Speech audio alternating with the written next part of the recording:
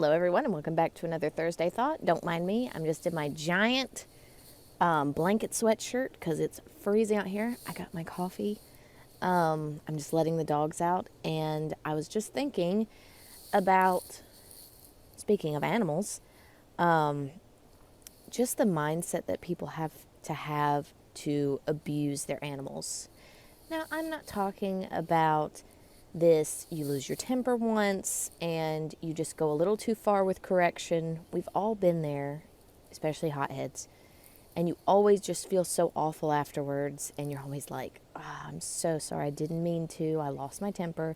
It never goes to like an extreme, but it definitely goes further than you want or intended.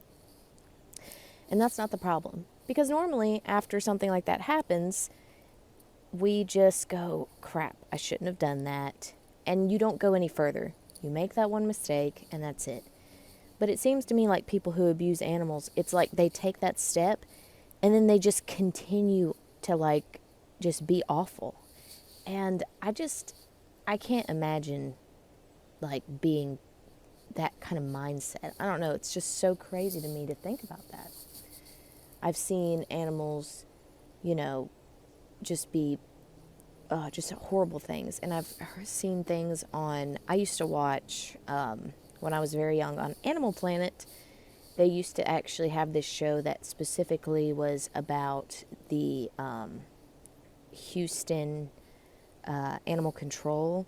And they specifically took care of abused animals. They would go to house calls and things like that. And just the things that they had to walk up on, or the animals that they had to take away from people, and the things that they did to these animals, it just floored me. I just could not understand it. I just couldn't understand. I mean, honestly, if you feed and water your animals, like that's the bare minimum to be a decent pet owner. You know what I mean? And a lot of times, especially when we were young, especially dogs, when we were young, you fed and watered your dog, that dog would live to be almost 20 years old. But feeding and watering your animal is bare minimum. And I would see cases where people would not even do that. And not only would they not do that, they would then abuse their animal on top of that, physically. And that to me is just so shocking. Like, how do you have that ability to just be so horrible to your animals?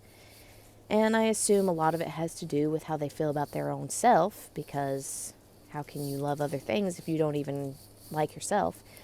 But that's just a thought I was having recently. Like, I understand, like I said, you go too far, you lose your temper.